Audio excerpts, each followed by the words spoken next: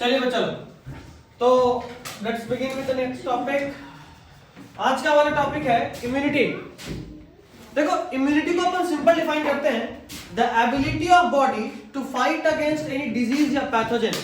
The ability of body to fight against a disease और pathogen. हमारे body का वो एबिलिटी जिससे वो किसी पैथोजन या किसी बीमारी से लड़े, उसको क्या बोलते हैं? इम्यूनिटी। सिंपल भैया लिखा हुआ है। अच्छा, इम्यूनिटी को बहुत सारे बेसिस पे अलग अलग तरीकों में बांटा गया है, अलग अलग ग्रुप्स में बांटा गया है।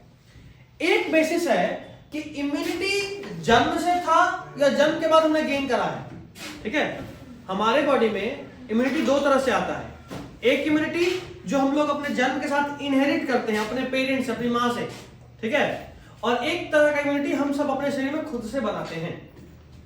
जैसे जब हम मदर वम्ब में होते हैं, माँ के पेट में होते हैं, तो प्लेसेंटा के थ्रू हमारे बॉडी में इम्यूनिटी आ रहा होता है। ठीक है, उसके अलावा माँ के दूध के साथ भी हमारे बॉडी में इम्यूनिटी आता है। ठीक है, सुने भी कभी एडवर्टाइजमेंट, माँ का पहला गाढ़ा पीला दूध, ऐसा कभी सुने? क्योंकि कोलेस्ट्रॉल आईजीए होता है, बिल्कुल इम्यूनिटी है। उसके अलावा ये बहुत कॉमन है, कोई भी गाय भैंस कोई भी जानवर अगर बच्चा देते हैं उसका पहला दूध फट जाता है। जैसे आप गर्म करोगे तो फट जाएगा, इसको अपन हिंदी में फाटूस बोलते हैं कई बार यहाँ, है ना? कुछ भी मतलब फेंगस भी बोलते हैं। ठीक है, कहने का मतलब ये कि दूध तुरंत फट जाएगा, वो नॉर्मल नहीं रहेगा। कारण क्योंकि उसमें इम्यूनिटी है, वो बना ही माँ के उस बच्चे के लिए है, हमारे लिए बना ही नहीं। तो इस तरह का इम्यूनिटी जो जन्म से किसी ऑर्गेनिज्म में हो, उसको क्या बोलते हैं? Innate immunity. क्या बोलते हैं? ये जन्म से होगा, ये हमारे बॉडी में स्पेसिफिक नहीं होता है। हमारे बॉडी में नॉट रिक्वायर्ड का मतलब क्या है? अच्छा, जरूरत के, ऐसा नहीं कि जरूरत के हिसाब से आया है। ओ नहीं, यहां पे दिया हुआ है ये तो नहीं, कहां से आया? नॉट रिक्वायर्ड, ऐसा। ठीक है, वो उधर भी। तो इसमें एक्सपोजर टू इन्फेक्शन, कोई इन्फेक्शन नहीं चाहिए। जैसे ये वाला पॉइंट अभी जब अगला वाला पढ़ेंगे तो समझ में आएगा। पहले ये समझो, इसमें डिफेंस होता है ना, वो नॉन स्पेसिफिक होता है, वो किसी खास बीमारी के लिए नहीं होता, इन जनरल होता है। माँ के दूध के साथ या माँ के प्लेसेंटा के थ्रू हमारे बॉडी में जो इम्यूनिटी आता है वो कैसा होता है? इन जनरल हर बीमारी से सेम लड़ लेगा। जैसे आईएएस ऑफिसर हर काम करता है, आईएएस की तरह एक होता है आईपीएस, सुने ना? आईपीएस हर चीज करता है क्या? नहीं, वो सिर्फ पुलिसिंग संभालेगा।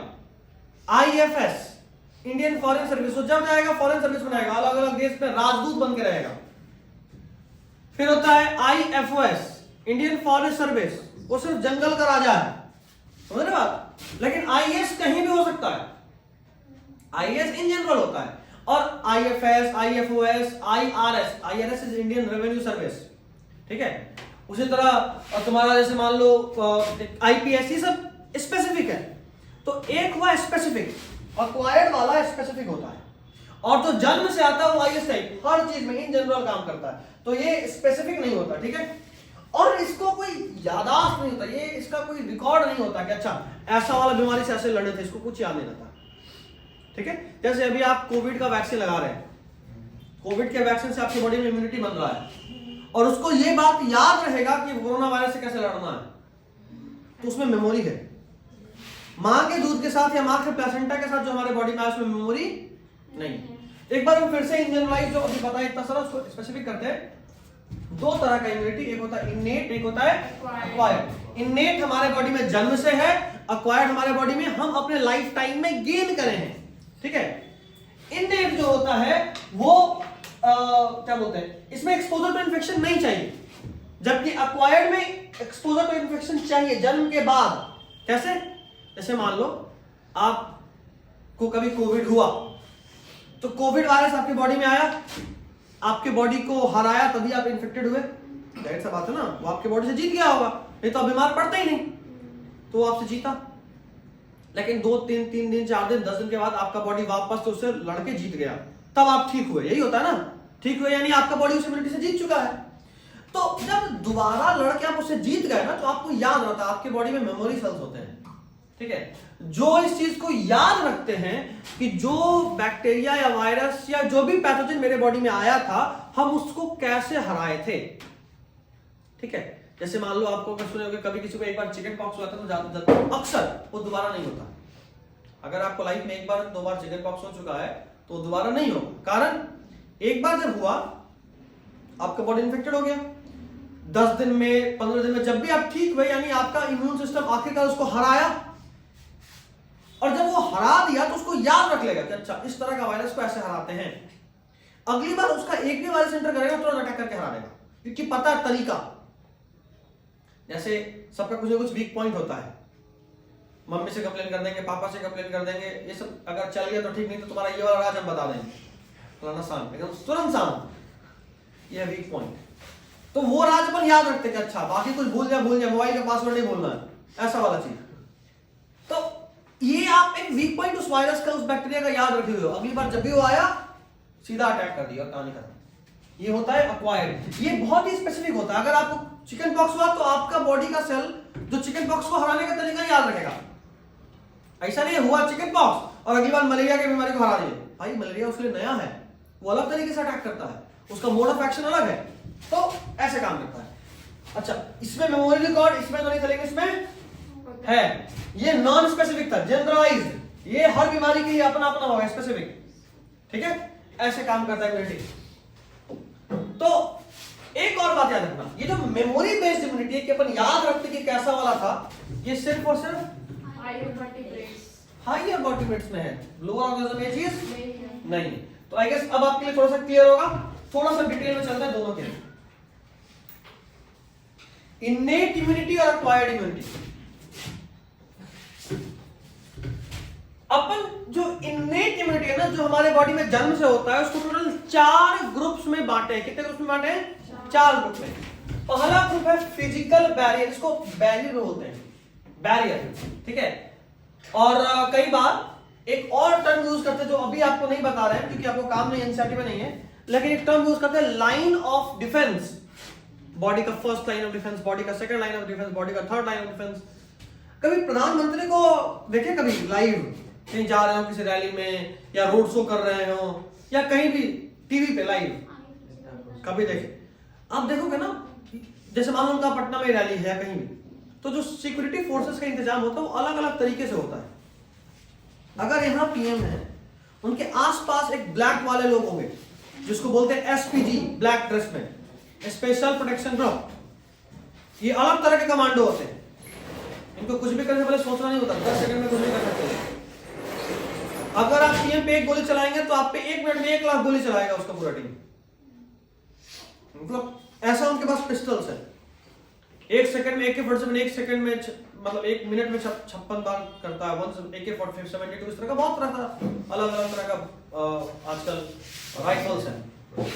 एसपीजी का पूरा एक टीम होता है 100-150 का, सब अगर 1 मिनट में 72 गोली भी चला रहा है तो हजारों गोली लगने वाला है आपको सेकंड 1 मिनट में। अच्छा, उन सबके पास एक बैग होता है, कोई बताया ऐसे नहीं बताया, एक बैग, वो अक्सर एक बैग लेके घूमते हैं, ये थोड़ा ही इसमें पुर्जा पत्र होता नहीं, वो असल में बुलेट प्रूफ सील्ड है, एक बार झटका देने पे वो लंबा सा खुल जाता है, सिर्फ एक झटका पे, तो पूरा जो गोली चला रहा है कमांडो उसका पूरा बॉडी कवर्ड हो जाएगा, और ऐसे ऐसे करके पूरे पीएम को घेर लेगा हर तरफ से, बक्सा में बंद कर देगा, ऐसा इस तरह का सिक्योरिटी होता है। तो सबसे क्लोज कौन है? एसपीजी। तो देखोगे उससे थोड़ी सी दूरी पे आर्मी वाले कुछ लोग होते हैं, सीआरपीएफ लोग होते हैं, और उसमें से भी बाहर लोकल पुलिस होता है, स्टेट पुलिस, जो थाना वाला लोग, और उससे भी बाहर जो ट्रेनीज होते हैं जिनको बोलते हैं रंगरूट हिंदी में, ट्रेनीज, नया जिसका बहाल हुआ उसका पहले ट्रेनिंग होता है, उन लोगों को भीड़ मैनेज करने के लिए छोड़ा जाता है। वो हर जहां जहां मान लो पब्लिक है तो बीच में जाके डंड लेकर बैठा रहेंगे, साइड रहिए जी, इधर बैठिए, इधर रास्ता छोड़िए, करेंगे। एक लोकल पुलिस एकदम मेन एंट्रेंस पे, बाहरी आउटर मोस्ट बाउंड्री, उसके अंदर सीआरपीएफ का बाउंड्री, और सबसे अंदर एसपीजी का बाउंड्री। तो ये लाइन ऑफ डिफेंस है। कोई अगर मान लो पुलिस को पार कर गया, हो सकता है उसका पुलिस में बहुत जान पहचान, खुद भी पुलिस वाला बोला हम भी पुलिस वाले, घुस गए, सीआरपीएफ सुनेगा हम भी पुलिस वाले हैं? नहीं सुनेगा। अगर मान लो कोई सीआरपीएफ का निकला, बोला हमको सीआरपीएफ के पास जाना हो, पुलिस को तो पार कर गया, सीआरपीएफ को भी पार कर गया, मान लो पुलिस का 1000 जवान था, जरूरी थोड़ी सब एक दूसरे को जानता हो, कोई ऐसा टेररिस्ट आया जो पुलिस के ड्रेस में आ गया, फेक आईडी कार्ड बना लिया, तो आईडी कार्ड थोड़ी वहां गूगल पे चेक करते हैं, अच्छा ओरिजिनल लेकर नकली है, पुलिस का लाइन पार कर गया, सीआरपीएफ तक पहुंच गया। मान लो सीआरपीएफ भी पार करी, उसमें भी 500-600 लोग थे, सबको नहीं जानते थे एक दूसरे को, लेकिन एसपीजी तो 150 है, वो तो एक दूसरे को जानते। एक क्लास में अगर 100-150 बच्चे थे, एक दूसरे को बता ही सकते हैं। और उस 100-150 में भी 15, 20, 50 ऐसे तो एकदम करीब चलते हैं, यहाँ है तो यहाँ पे ऐसे, अगर हाथ उठाएंगे तो एक से हाथ रेडी रखता है कि कोई अगर हाथ चलाएगा तो तुरंत रोक दें। कभी डके हो? पैर भी रखते तो एकदम इस पोज में रेडी रहता है कि अगर फिसले तो तुरंत पकड़ लें, ऐसे। तो ये है, इसको बोलते हैं लाइन ऑफ डिफेंस। हमारे बॉडी में भी लाइन ऑफ डिफेंस है। सबसे पहले हमारे स्किन और म्यूकोसल लेयर है, चमड़ा।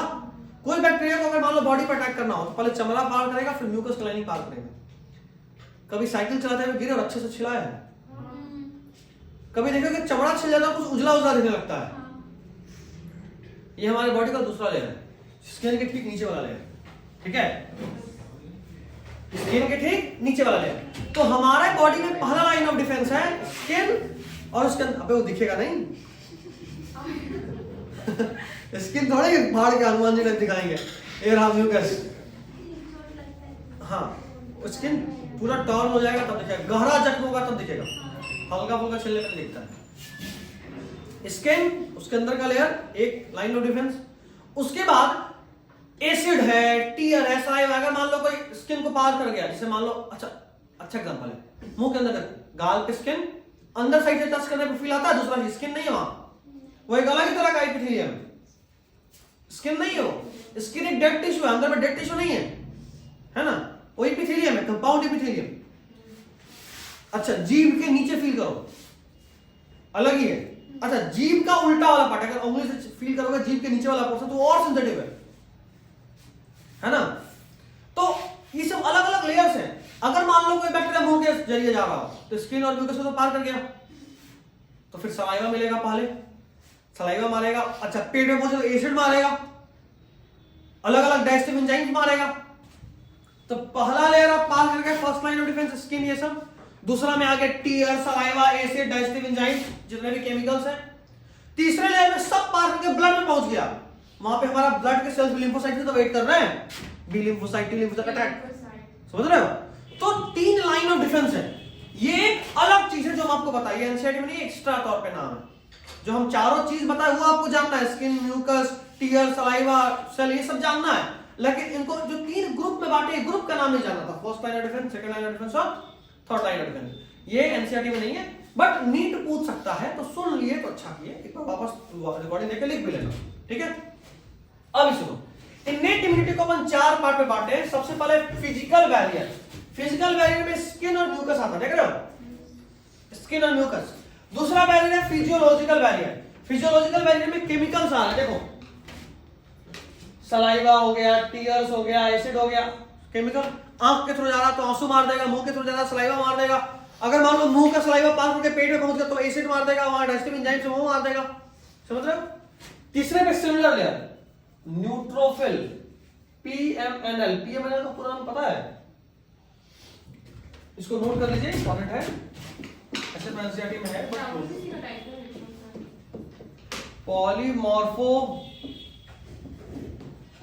न्यूक्लियर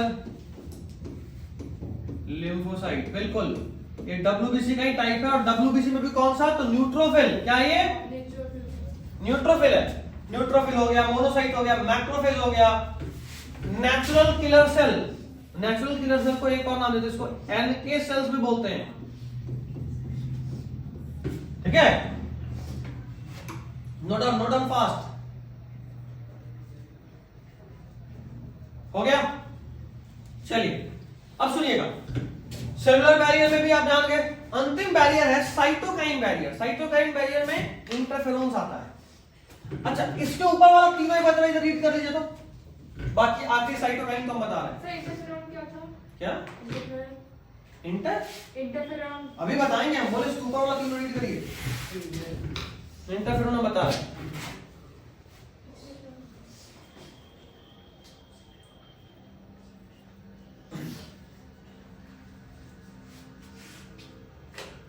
हो गया।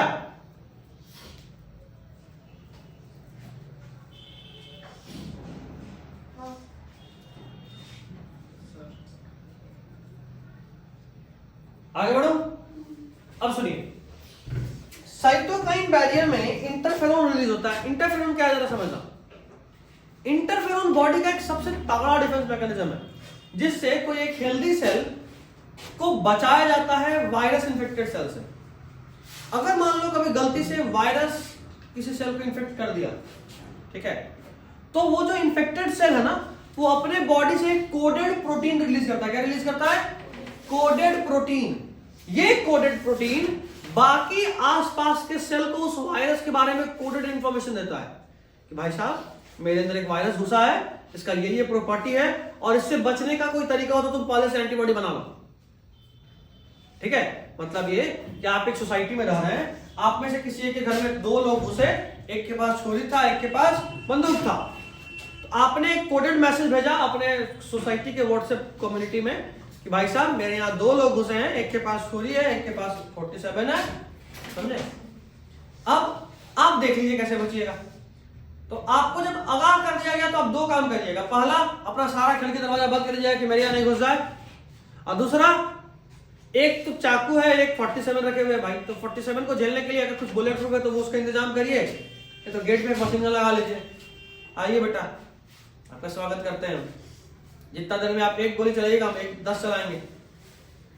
तो द थिंग इज कि इससे आप प्रोटेक्ट हो गए ना, आसपास के जो भी आप बोल लो प्रॉब्लम्स था उससे।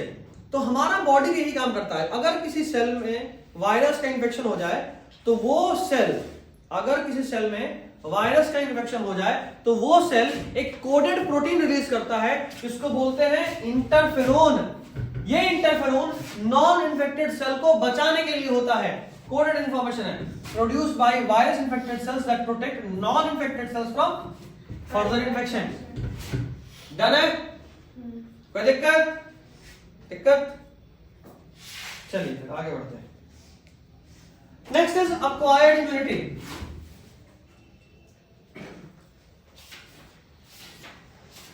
तो लंबा है,